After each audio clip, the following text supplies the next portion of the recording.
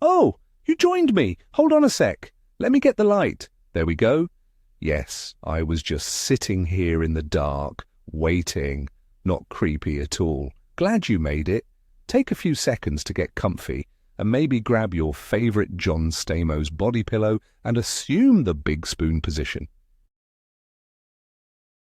How about we put a little burning fireplace in that bottom right corner for some ambient noise? Fireplace, please. Guys, the fireplace. There it is, splendid. Hard to find good help these days. Wait, that is much too large. Smaller, please, and in the corner. Good. Now how about some embers?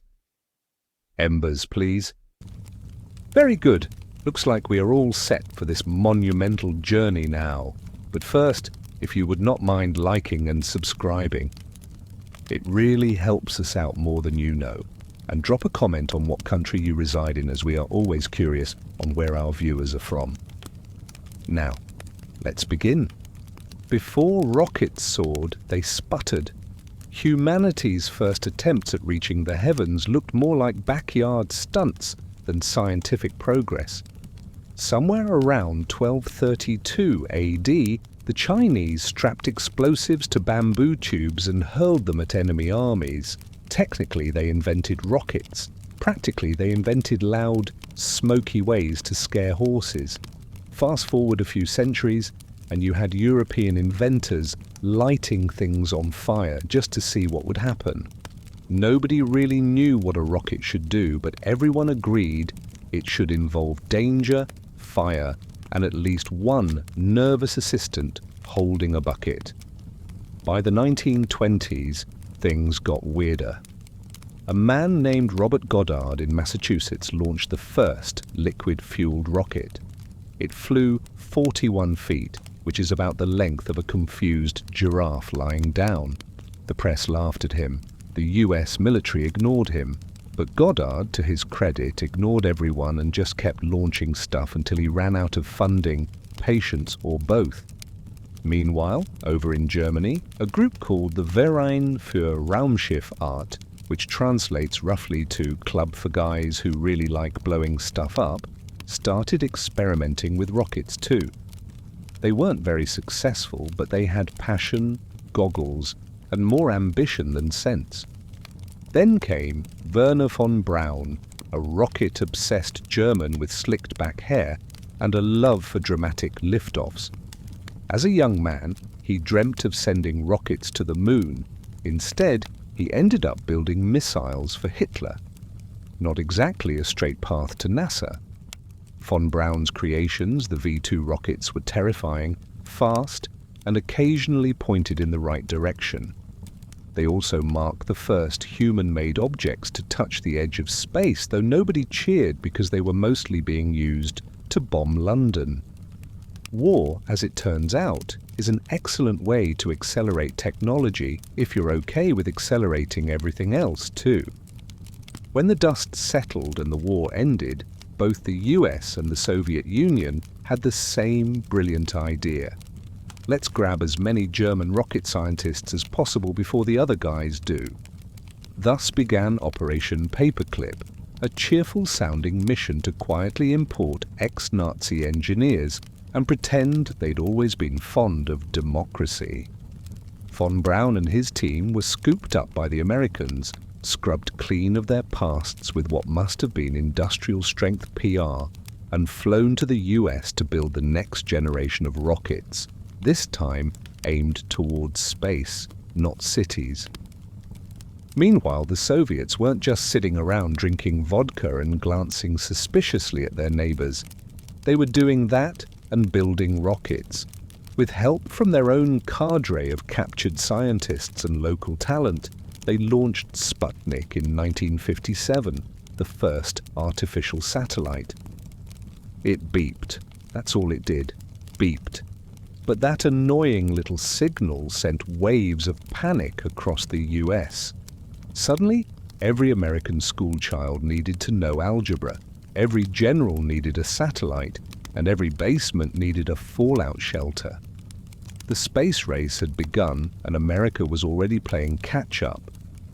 In response, the US threw money at anything that looked like a rocket. They created NASA in 1958, which was essentially a bunch of engineers, some ex-military guys, and one very determined janitor trying to clean up after rocket tests. They didn't know exactly how to get to space, but they knew they wanted to beat the Soviets there.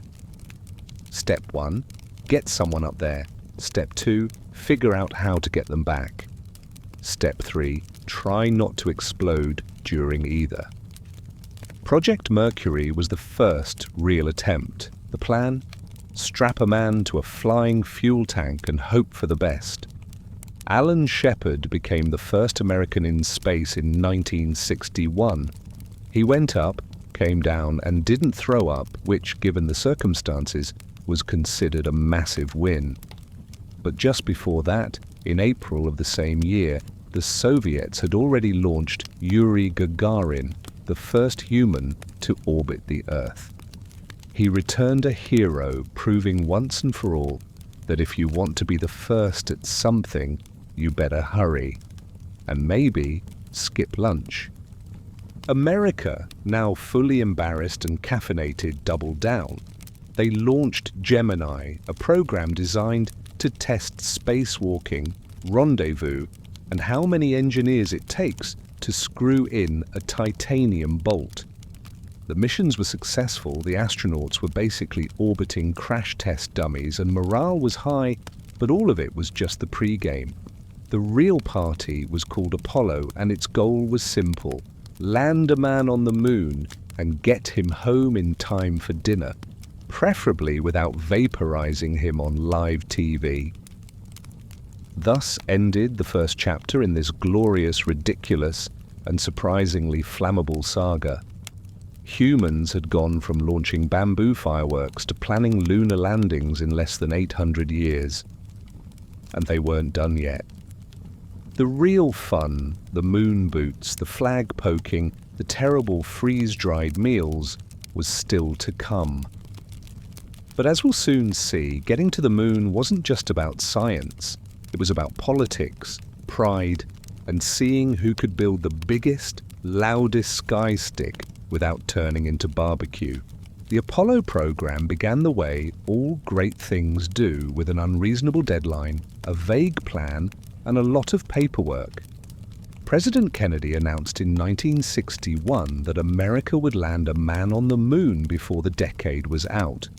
This was bold, inspiring, and a little like telling a toddler to win the Indy 500 using only a tricycle and optimism.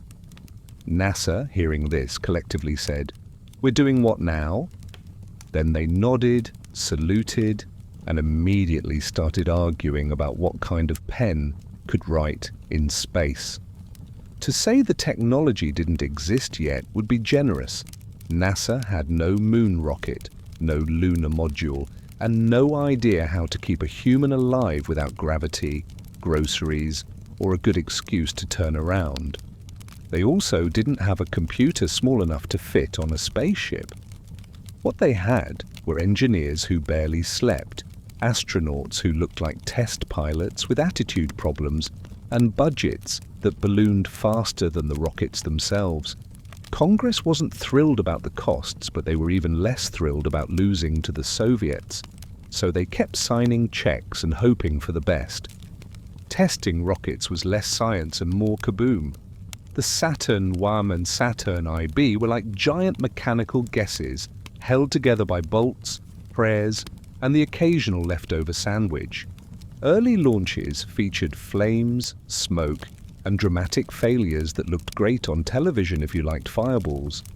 But each failure taught a lesson. Mostly the lesson was, don't stand so close.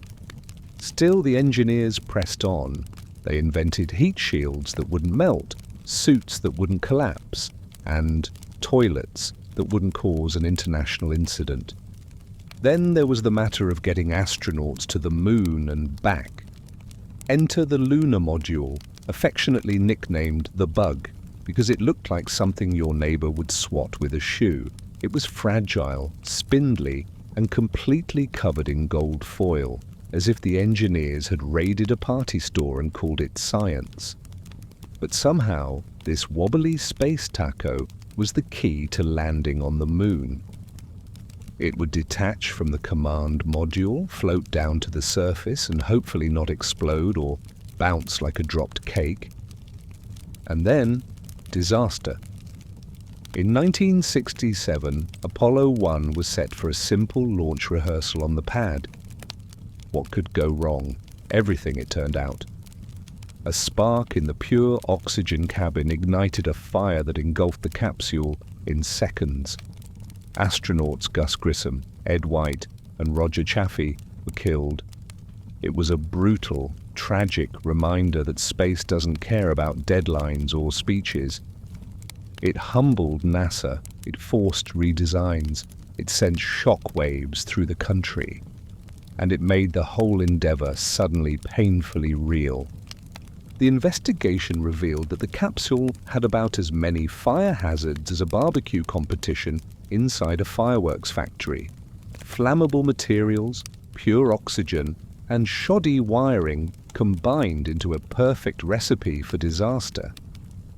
NASA responded the only way they could, with accountability, upgrades, and a to-do list that basically said, fix everything. The pause in the program gave engineers time to rethink, rebuild, and remove anything that had even looked at a match funny. Despite the tragedy, Apollo surged forward. New safety systems were installed, new spacecraft were built, astronauts trained harder, longer, and with more simulations than anyone thought possible. Some of those simulations involved being spun, shaken, and dropped like luggage on a discount airline. They learned to fly the lunar module using simulators that barely worked and real modules that worked even less. If you could survive Apollo training without crying, puking, or suing, you were ready for space. By 1968, the program had its momentum back. Apollo 7 flew a full mission in Earth orbit, proving that the new command module worked. Apollo 8 took things further and looped around the moon on Christmas Eve, broadcasting grainy images of the lunar surface and the astronauts reading from Genesis. It was awe-inspiring, emotional, and only slightly awkward when people realized space had no toilets and everyone had been peeing in bags for a week. Morale soared. America saw the moon not as a distant rock, but as a reachable target. The astronauts were now celebrities, square-jawed men with nerves of steel and stomachs of concrete. Kids built model rockets. Adults bought Tang. NASA's cafeteria probably started charging more. The goal was now within sight, and the momentum was undeniable. Next stop, Apollo 11. But first, a few more test flights, a few more near disasters, and several hundred meetings where someone inevitably said, "Wait, did we account for gravity?" The world was watching, and so was history. The Apollo program had survived tragedy, bad press, exploding test flights, and at least one coffee shortage. What came next would be either the greatest achievement in human exploration or a really expensive whoopsie. The rocket was built, the astronauts were chosen, the countdown was beginning. No pressure, just launch a skyscraper into space, land on another world, and don't trip on live television. Easy, right? July 1969. The world was sweating, and not just from summer heat. Apollo 11 was sitting on the pad at Cape Kennedy, a 363-foot-tall tower of metal, fuel, and nerves. The Saturn V rocket was the biggest thing humans had ever launched on purpose. It had more thrust than common sense and more explosive power than anyone liked to admit. Standing next to it was like staring at a skyscraper that could decide to leave Earth at any moment. Inside, 3 men prepared for history, or at least for a very dramatic Tuesday. Neil Armstrong, the mission commander, was calm, quiet, and almost suspiciously cool. Buzz Aldrin was intense, brilliant, and probably the guy who corrected your math homework uninvited. Michael Collins, orbiting pilot, was the one they trusted to fly solo in space while his co-workers wandered off to another planet. Their dynamic was part sitcom, part action movie, and part therapy session with helmets. NASA had trained them to the brink of madness. They were ready, mostly. The launch was textbook, assuming your textbook was called How to Defy Physics with Fire. The Saturn V roared off the pad, waking up birds in 3 counties and probably giving one unlucky alligator a panic attack. The first stage fell away, then the second, then the third. Earth got smaller, the moon got closer, the astronauts, suspended in a tin can, powered by controlled explosions, floated toward destiny, and hopefully not debris. After 3 days of space travel, they arrived in lunar orbit. The plan was simple. Neil and Buzz would descend to the surface in the lunar module, while Collins stayed in orbit, reading, reflecting, and definitely not feeling left out at all. The LM separated and began its slow, shaky drop toward the sea of tranquility.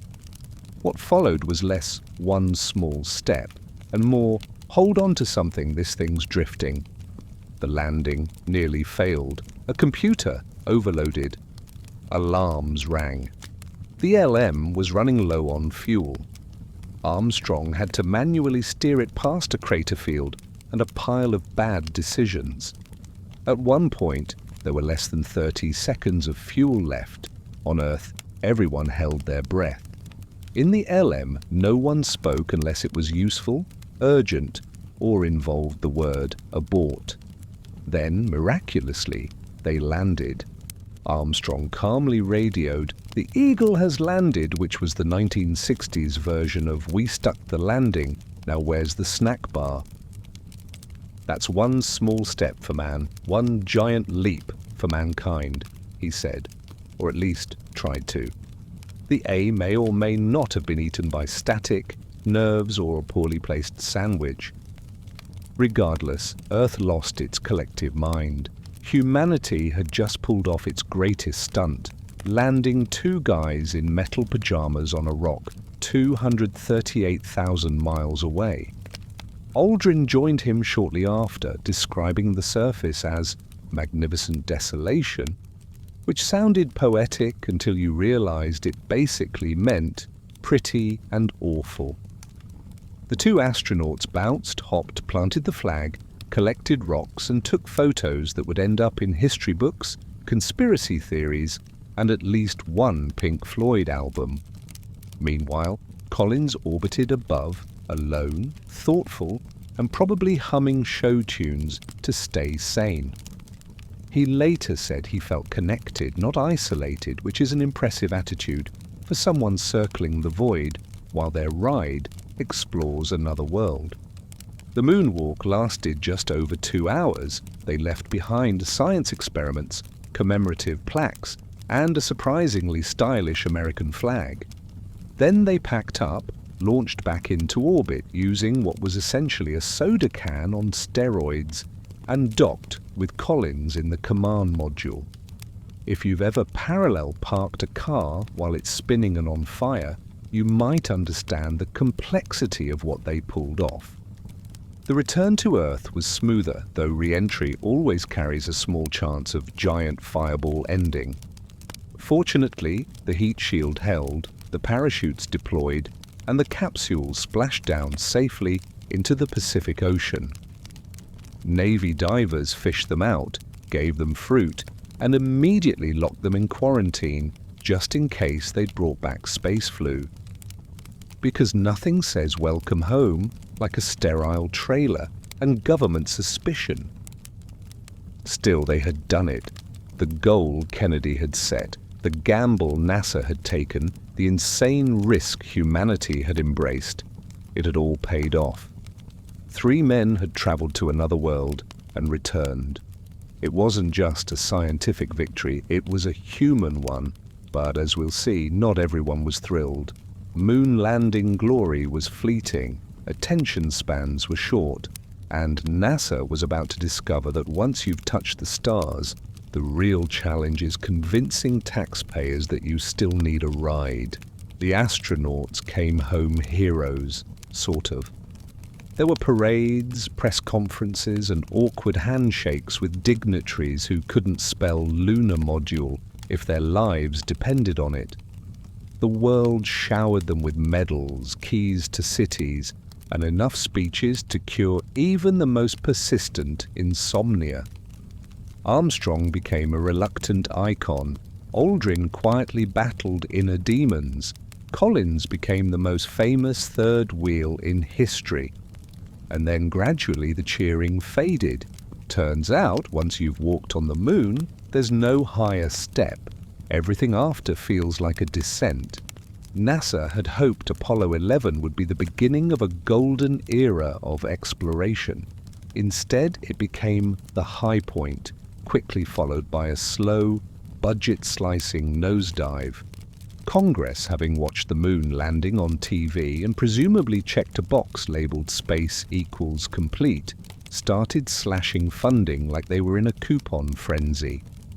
NASA's wish list, moon bases, Mars missions, lunar dune buggies, was quietly replaced by memos that began with, due to budgetary constraints. In short, science fiction took a coffee break. But the missions continued for a while. Apollo 12 followed a few months later with a more confident crew, a lightning strike during launch, yes, really, and a smoother landing next to an old robotic probe. They brought back rocks, snapped better photos, and got slightly less press because apparently the moon gets boring fast. Apollo 13, however, brought drama crashing back in. The mission was supposed to be routine. Then an oxygen tank exploded. That tends to mess up your itinerary. "Houston, we've had a problem," became the understatement of the century. The spacecraft began leaking air, power, and optimism. The crew had to shut down systems, conserve water, and convert their module into a survival bunker with duct tape and determination. Engineers on Earth worked around the clock, solving problems with slide rules, coffee, and whatever was left in the vending machines. Somehow, against every odd, Apollo 13 limped back to Earth. It was terrifying, miraculous, and, unintentionally, a huge PR win. America loves a comeback story, especially one involving Velcro and math. Apollo 14 got things back on track with Alan Shepard, now older and more determined, hitting a golf ball on the moon just to prove that science and sports can coexist in zero gravity. Apollo 15 brought the first lunar rover, a battery-powered space go-kart that looked like a folding chair on wheels but cost more than your house. Astronauts joyfully bounced across the moon like kids in a slow-motion playground, collecting rocks and trying not to crash into craters. Apollo 16 and 17 followed, doing more science, longer moonwalks, and better flag posing. But by 1972, the public had moved on. Ratings were down. The moon had become just another rock. America was busy with Vietnam, disco, and trying to figure out polyester. Funding dried up. Future Apollo missions, already named, planned, and crewed, were cancelled. The dream of moon bases and space stations was packed into storage next to old helmets and unused rocket fuel. The Apollo program had gone from national obsession to historical footnote faster than you could say budget cut. Even the astronauts weren't sure what to do next. Armstrong became a professor and tried very hard not to be famous. Aldrin struggled with depression and identity, unsure how to follow being second on the moon without becoming second in everything else. Collins found peace, writing, speaking, and occasionally reminding people he was the guy who didn't land, but still got them home. Their fame was both eternal and oddly inconvenient. It's hard to enjoy a quiet dinner when someone keeps asking what space smells like. NASA, bruised but not broken, pivoted to other projects. Skylab, America's first space station, launched in 1973. It was basically a flying tin can where astronauts floated around, did experiments, and complained about the smell. Skylab proved we could live in space, barely. It also proved that long missions made people grumpy, equipment moldy, and everything sticky. Meanwhile, NASA began planning the Space Shuttle, a reusable spacecraft that sounded great on paper and terrifying once you realized it was basically a rocket-powered brick with wings. As Apollo faded, conspiracy theories bloomed. Some folks, apparently immune to logic and physics, decided the moon landing was fake. They cited shadows, missing stars, and the fact that it just felt too cool to be real. NASA responded by politely not losing their minds. Armstrong refused to dignify the nonsense. Aldrin once punched a guy for suggesting it to his face, proving that moonwalkers take no nonsense and throw a surprisingly solid right hook. Still, the facts held. The footage was real, the telemetry was real, the rocks were real, and annoyingly hard to fake in a backyard. But facts have a shelf life in a world allergic to nuance. NASA kept moving forward, even as public interest moved sideways. Space exploration had become background noise. The moon had been conquered, but the excitement was lost in the echo. What was once the ultimate destination was now a historical detour with its own merchandise. But something bigger was brewing, a new approach, a new machine, a new plan to bring space closer, cheaper, and, hopefully, less flammable. It was shaped like a plane, launched like a rocket, and landed like a brick. The space shuttle was coming, and with it, a new chapter filled with triumphs, tragedies, and questionable design choices that would shape the next generation of astronauts, engineers, and very concerned flight directors. NASA needed a reboot. Apollo was done, the moon was old news, and the budget was tighter than a launch suit after lunch. Enter the Space Shuttle, a reusable spacecraft designed to launch like a rocket, orbit like a satellite, and land like a grand piano dropped from a helicopter. It was billed as the future of spaceflight, efficient, versatile, and cost-effective.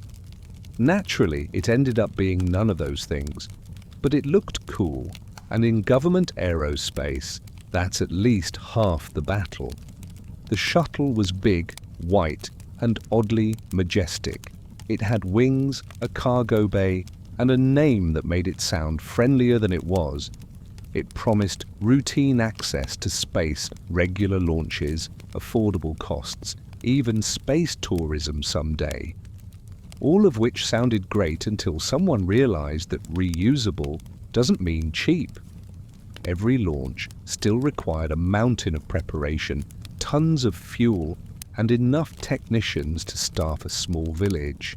But hey, it had cup holders. The first shuttle, Columbia, launched in 1981.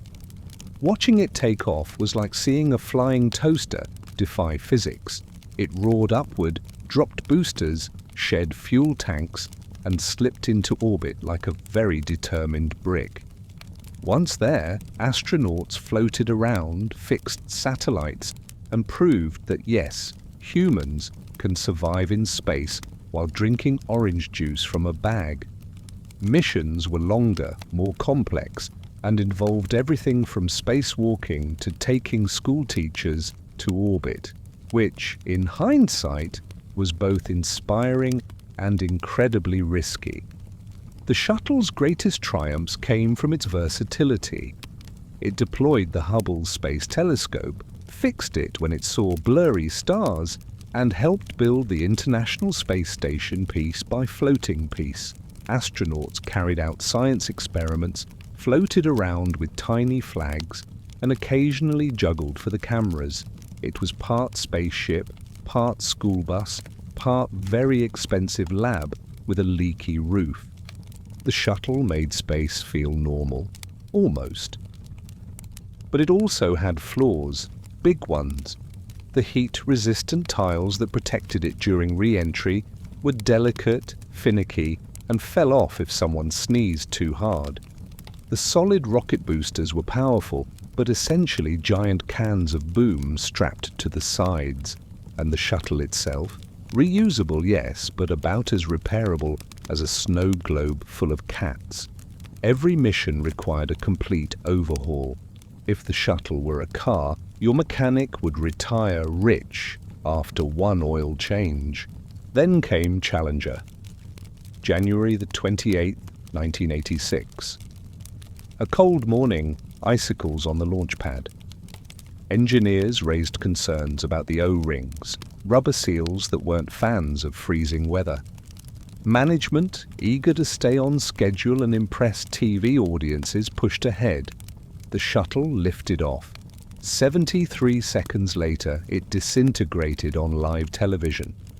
All 7 crew members were lost, including Krista McAuliffe, the first teacher headed to space. The nation watched in horror. School children cried. Newscasters choked. NASA went silent.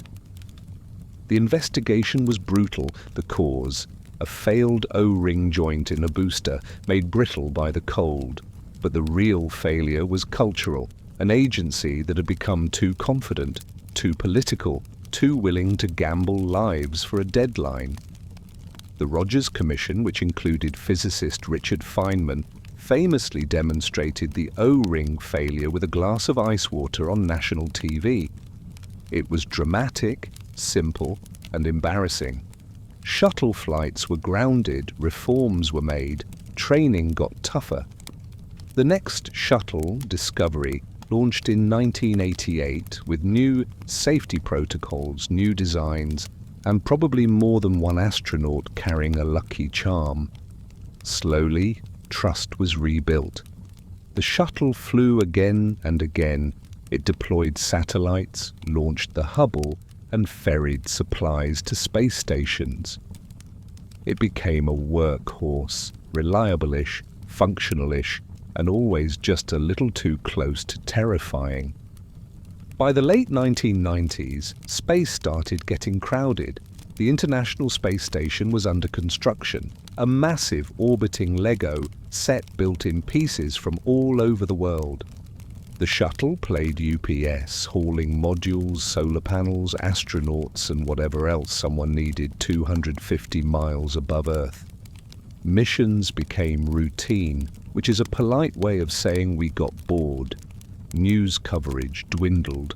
Launches barely made headlines unless something exploded. Still, the shuttle delivered.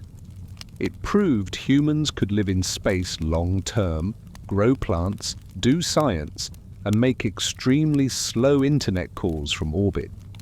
It inspired a generation of kids, engineers, and at least one sci-fi writer who mistook it for a spaceship from the future. But behind the scenes, cracks were showing, literally. The aging fleet needed constant repairs, budgets ballooned, delays mounted, and somewhere, quietly, someone asked, "What happens if something goes wrong again?" By the early 2000s, the Space Shuttle program was running like a used car held together with duct tape, good intentions, and outdated PowerPoint slides. Columbia, the oldest orbiter, was cleared for launch in January 2003. Engineers were concerned. They were always concerned. The shuttle had thermal tiles more delicate than Grandma's best china. and an external tank that shed foam like a nervous sheep. But launches had become so routine, the phrase acceptable risk had slowly turned into close enough. On January 16th, Columbia blasted off into blue sky. Just 82 seconds into flight, a chunk of foam insulation the size of a suitcase broke off the external tank and slammed into the shuttle's left wing at 500 miles per hour. It wasn't the first time foam had fallen off. In fact, it had happened so often it was practically tradition. Engineers flagged the impact, managers shrugged. Some even asked NASA to take satellite photos of the wing just in case. The request got lost somewhere between departments, meetings, and a file cabinet labeled "Not Urgent." For 16 days, Columbia orbited Earth. The crew, 7 astronauts from different backgrounds, disciplines, and snack preferences, conducted science experiments, floated with grace, and smiled for the cameras, all while a fatal wound hid beneath their left wing, silent and irreversible. They had no idea. On February 1st, re-entry began. The heat of atmospheric friction climbed to thousands of degrees. The damaged wing couldn't hold. Superheated gas ripped into the shuttle's structure. Sensors failed. Alarms triggered. Communication cut off. Pieces of Columbia rained across Texas. It was devastating. Again. Just like Challenger 17 years earlier, the shuttle program had failed in full view of the world. All 7 astronauts were lost. The investigation found what engineers already knew. The foam strike caused the breach. But just like before, the deeper cause was culture. NASA had become numb to risk. Foam shedding was normal. Warnings were noise. Re-entry was assumed safe until proven otherwise. In a field where you can't afford a single mistake, that's a horrifying standard. The Columbia Accident Investigation Board didn't hold back. Their report called out everything: engineering complacency, communication breakdowns, and the slow decay of safety protocols under budget pressure. The shuttle, they concluded, was not only aging but fundamentally flawed. It lacked an escape system. It lacked in-flight repairability. It lacked the right kind of fear, the kind that makes you double-check everything, even the things you think you already know. NASA grounded the fleet. Again, they went into soul-searching mode. Again. This time, the lessons stuck a little harder. External tanks were redesigned. Inspection cameras were added. Emergency repair tools were created. Every foam chunk became a crisis until proven otherwise. But the damage wasn't just to the shuttle, it was to the national psyche. Twice now, heroes had died because the system failed. Public trust dipped. Funding wobbled. The countdown clock kept ticking. The shuttle would fly again in 2005 with the mission STS-114, dubbed Return to Flight. The launch was successful. The landing was safe. But the old magic was gone. No one cheered like they used to. News anchors stopped using phrases like triumph of the human spirit. Instead, they asked, should we still be doing this? And quietly, within NASA, people started drawing up plans for something different. Something new, something that wouldn't require hoping foam stayed put. Meanwhile, astronauts kept flying, because that's what astronauts do. They boarded missions with a kind of grim faith, trusting their training, their engineers, and maybe a few lucky socks. The shuttle became a workhorse again, but a tired one. It carried modules to the International Space Station. It launched satellites. It fixed things. But every launch came with tension, and every safe landing felt like a near miss. The world had changed. Private companies were popping up with strange names like SpaceX and Blue Origin, promising reusable rockets, Mars trips, and space tourism with better snacks. They weren't ready yet, but they were loud. NASA, meanwhile, started planning for retirement. The shuttle would fly a few more times, then it would stop. The risks were too high, the cost was too much. The foam was still a threat. But before the end, there were a few more missions to fly, a few more astronauts to launch, and a few more dreams to chase. The shuttle's final years weren't about glory, they were about grit, about finishing what had been started, about carrying the weight of exploration even when your wings are cracked and your future uncertain.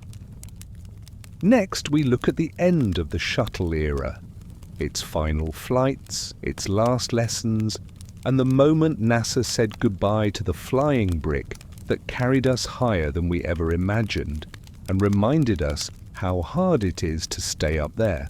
The space shuttle, once the crown jewel of human engineering, was now more like a very expensive antique blender, reliable on a good day, loud on a bad one, and terrifying if something wobbled mid-cycle. After Columbia's loss, the writing was on the wall. Not literally, NASA doesn't do graffiti, but the message was clear. The shuttle couldn't fly forever. Engineers knew it, astronauts accepted it. Congress sort of half paid attention between budget meetings and microwaving leftovers. But before grounding the fleet, NASA had unfinished business. The International Space Station wasn't going to build itself, and nobody trusted space contractors named things like Orbital Maybe Corporation. The remaining shuttles, Discovery, Atlantis, Endeavour, were given a handful of final missions.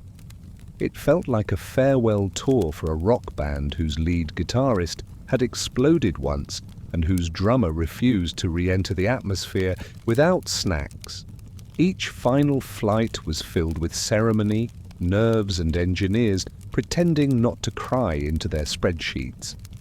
Discovery flew its last mission in 2011, ferrying supplies and spare parts to the ISS and taking one final glorious lap before heading to the Smithsonian, where it now sits quietly while tourists walk around whispering, "Wow, it's smaller than I thought."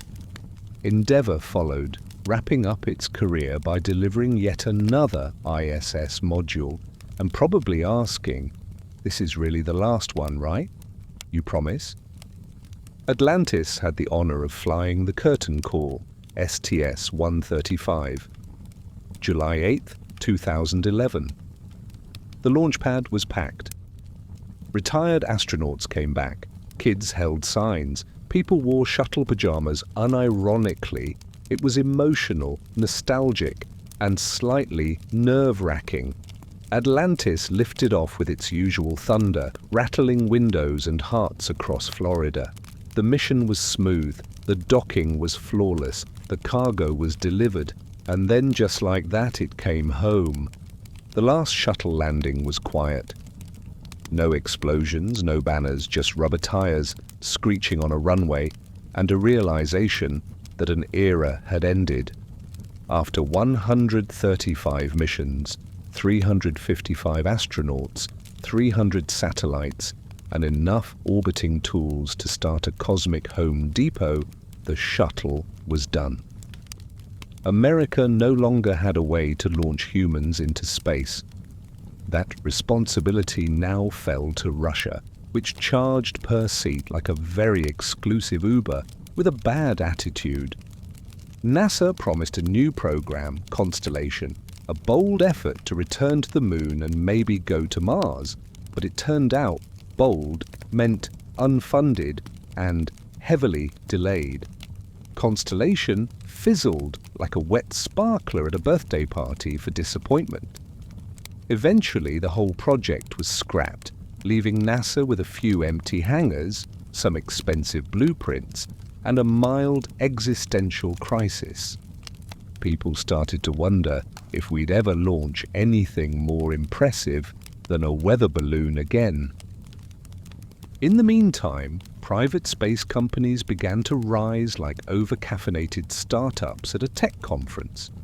SpaceX, led by Elon Musk and fueled by equal parts ambition and memes, promised rockets that could land themselves, carry cargo, and eventually colonize Mars after solving the minor inconvenience of surviving Mars. Blue Origin, founded by Jeff Bezos, whispered about space tourism, reusable boosters, and one day selling moon souvenirs with free 2-day delivery. NASA, to its credit, began teaming up with these newcomers. The Commercial Crew program was launched to let private companies handle the taxiing part of space, while NASA focused on deep space exploration, planetary science, and figuring out why the office coffee maker keeps breaking. In 2020, SpaceX successfully launched astronauts to the ISS aboard the Crew Dragon capsule, America's first human launch in nearly a decade, and the first time a rocket company with a Doge meme on its website had flown people into orbit. Back on Earth, the shuttles were turned into museum pieces. Discovery lives at the Smithsonian. Atlantis is parked at Kennedy Space Center. Endeavour rests in Los Angeles, waiting to be displayed upright, as if ready to launch again, though it absolutely will not. Kids press their faces to the glass. Old astronauts smile softly. Engineers walk by and quietly count all the tiles because they're still a little traumatized. The end of the shuttle era marked more than just the retirement of a vehicle. It marked the end of a mindset.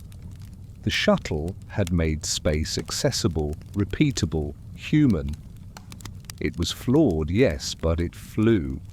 It carried teachers, doctors, scientists, and more duct tape than anyone admitted. It launched dreams as often as it launched satellites, and it proved that even a flying brick with enough fuel and enough courage could touch the stars. But now it was someone else's turn. A new generation. A new machine. A new dream. Shaped less by Cold War urgency and more by curiosity, competition, and YouTube live streams. The shuttle had bowed out with dignity. Now all eyes turned toward the next big leap, and maybe, just maybe, a second date with the moon. After the shuttle's final wheel stop, NASA found itself in an odd place, legendary, respected, and completely without a way to launch humans. It was like being a rock band with no instruments. Sure, the fans still loved you, but now you had to borrow gear from Russia just to play a single show. And Russia was charging millions per seat to ride in their Soyuz capsule, a spacecraft built when rotary phones were still cool, and disco was not yet ironic. NASA smiled politely, handed over the check, and quietly muttered something about looking into other options. Enter the billionaires. SpaceX, Blue Origin, and a few other alphabet soup companies appeared with shiny rockets, inspirational slogans, and CEOs who treated orbital mechanics like weekend hobbies. Some promised Mars, others promised low-Earth orbit joyrides. One even promised to send artists to the moon, because when you're rich enough, space becomes your personal open mic night. SpaceX moved fast, too fast for comfort at first. Rockets exploded, prototypes crashed, one flew sideways and landed in a parking lot. But progress was undeniable. Reusable boosters that could land upright? Check. Cargo to the ISS? Check. Cool drone ships with names like, "Of Course I Still Love You"? Check. Eventually, they got people up there too. The Crew Dragon capsule launched in 2020, marking America's return to launching humans without a Soviet chaperone. Blue Origin, meanwhile, leaned into the space tourism angle, launching wealthy civilians in tiny capsules that reached the edge of space long enough to see Earth's curve scream dramatically, and float around for 30 seconds. Then it was back down for champagne, press photos, and the vague bragging rights of technically being an astronaut for like 4 minutes. It was expensive, quick, and oddly reminiscent of those theme park rides that end with you buying a t-shirt. NASA watched all this with equal parts awe and cautious optimism. Sure, it was weird letting billionaires handle the whole get into orbit without exploding part, but it was also cheaper, much cheaper.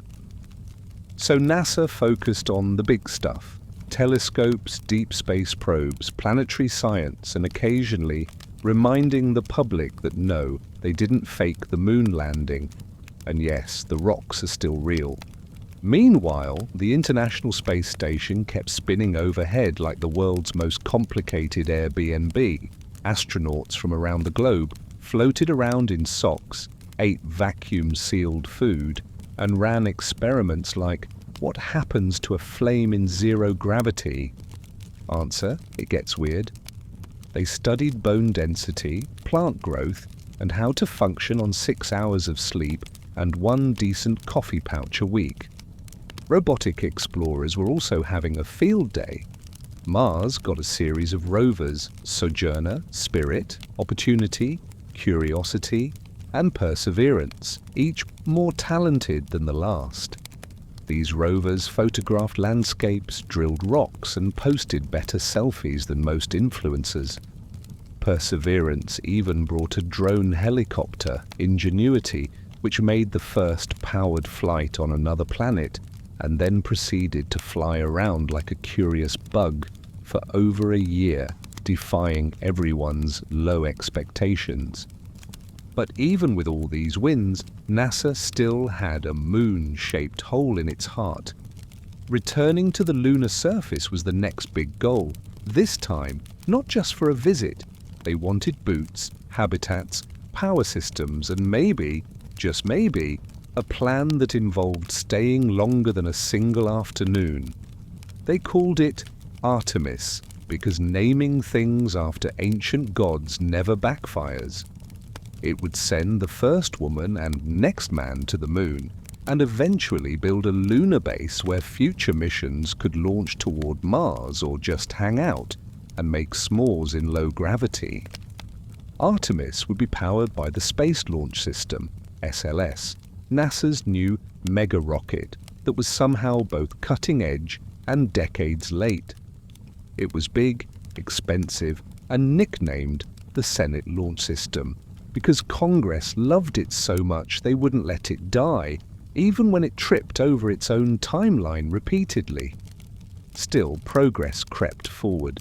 The first Artemis mission, uncrewed, was set to orbit the moon and test everything that could go wrong without risking anyone's eyebrows. All of this was happening in a world where space was suddenly trendy again. Kids wore shirts with rockets. TV shows had astronauts who weren't terrible at their jobs.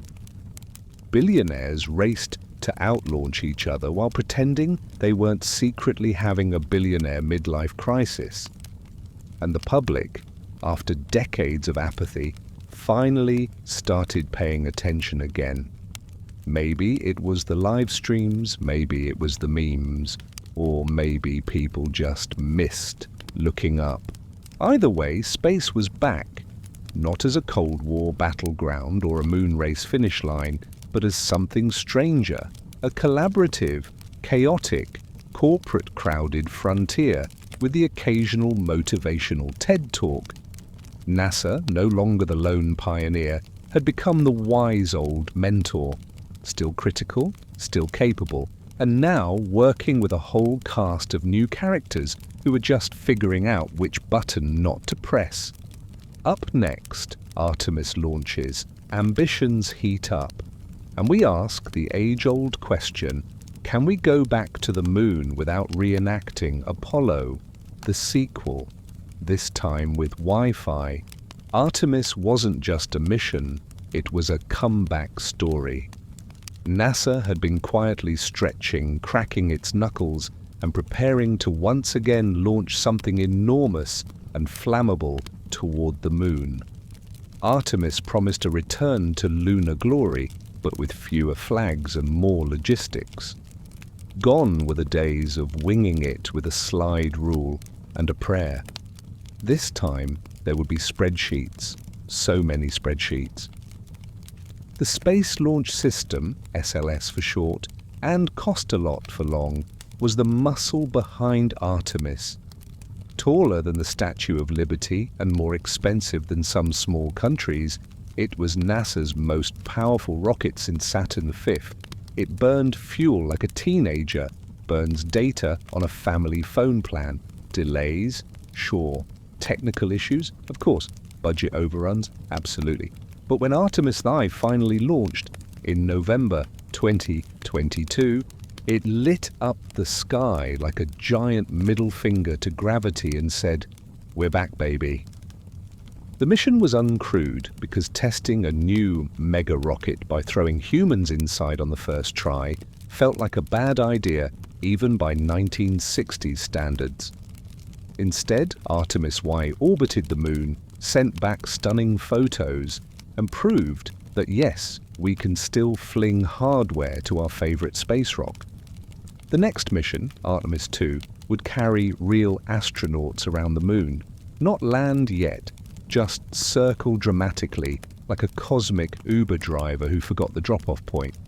But the big prize is Artemis III. That's the one that lands. Boots on lunar soil again, this time with diversity. The plan is to send the first woman and the first person of color to the surface because history deserves an update and the moon deserves a fresher cast. They'll land near the South Pole where there might be water ice, hidden mysteries, and the perfect spot to set up future camps. Or maybe just take the most liked selfie in human history. Of course, Artemis isn't doing it alone. NASA teamed up with SpaceX because when you need something outrageous, you call Elon Musk. SpaceX is building a lunar lander version of its Starship, a giant stainless steel rocket that looks like it was designed by a child who loves fire and has no fear of bankruptcy. Starship, if it works, will deliver astronauts from lunar orbit to the surface and back. If it doesn't work, it'll deliver some very expensive craters. The whole Artemis program is ambitious, to put it politely. There's talk of building Gateway, a mini space station orbiting the moon, where astronauts can stop, refuel, and enjoy stunning views before heading down. There's also talk of permanent habitats, robotic assistance, and possibly lunar Wi-Fi that doesn't make you scream. It's a bold new phase, blending old-school NASA discipline with new-school startup chaos, all orbiting one giant dusty rock that still has zero atmosphere and too many craters. Meanwhile, Mars looms in the distance like that final boss in a video game.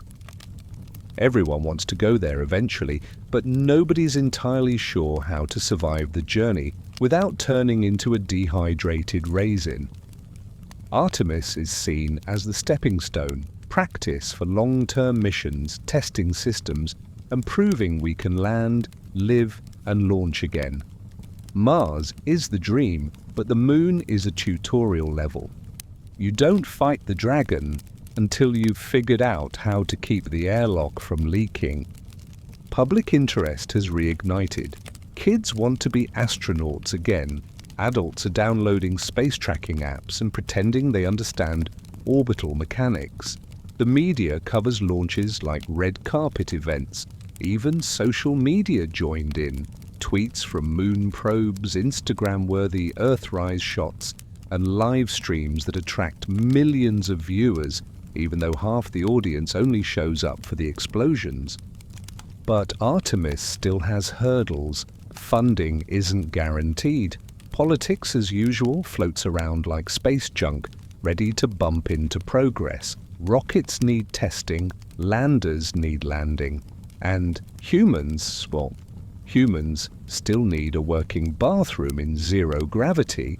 Yet despite the chaos, it feels real, tangible. We're going back, not for Cold War prestige or quick photo ops, but for something more permanent, more thoughtful, less "we beat the Soviets" and more "let's learn, stay, and maybe build a pizza oven."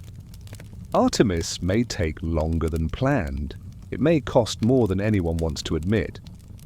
But it's moving forward, one careful countdown at a time.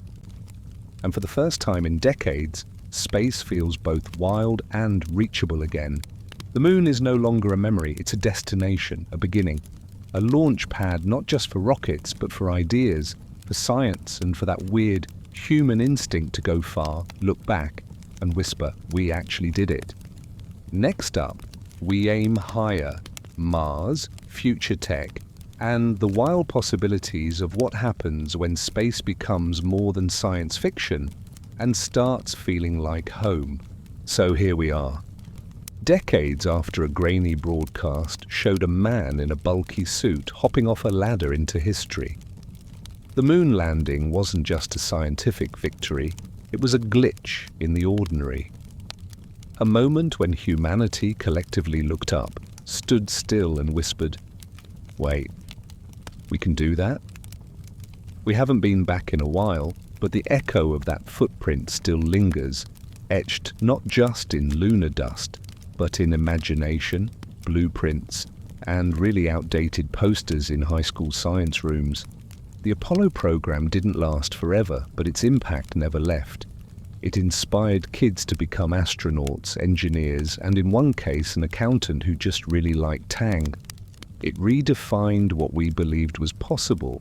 It taught us that rockets could fly, computers could think, and people could survive in the vacuum of space with less onboard computing power than a digital watch from a cereal box.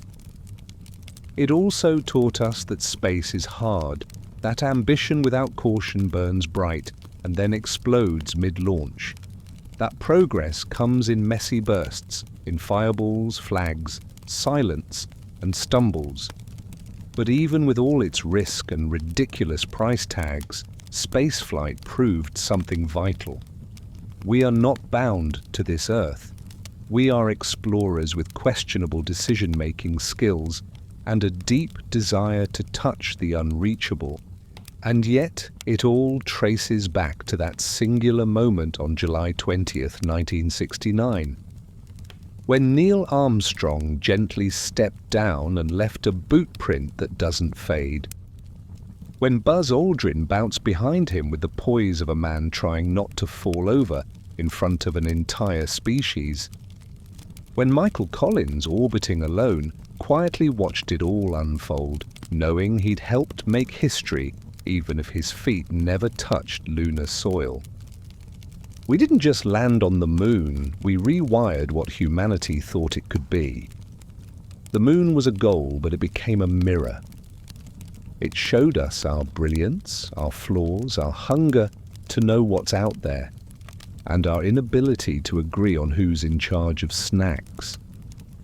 It became proof that borders are invisible from orbit, that cooperation is survival, and that even in a vacuum, duct tape is a valid engineering solution. And now, as we stand on the edge of returning, Artemis waiting in the wings, Mars blinking patiently in the distance, we're reminded that this story isn't over. It's barely begun. The moon isn't a trophy, it's a gateway, a testing ground, a reminder that no matter how small or chaotic we are down here, we're capable of extraordinary things when we aim up, shut up, and strap in. The moon landing was never just about reaching the moon, it was about proving we could reach at all, that with enough fuel, enough math, and just the right amount of insane optimism, we could throw ourselves across the void and stick the landing. And when we did, we didn't just conquer distance, we conquered doubt. So here's to the boot prints that will never fade, the rockets that shook the ground, the astronauts who leapt, floated, and waved awkwardly for Earth. Here's to the moon for letting us visit, for not rolling its eyes when we planted flags, and for quietly waiting as we bumbled our way toward returning. We left Earth not because it was easy, not because it was cheap, but because we looked at the sky, shrugged and said, "Why not?" And that truly might be the most human thing we've ever done. You are still here, my friend? I can't believe it. This didn't help you fall asleep? Well, I will try harder in the next one to achieve that. You deserve a gold star. You are a trooper. Type gold star in the comments below, and we'll know you made it to the end. I'm sure not many did. Good night, my friend, and thanks again for tuning in.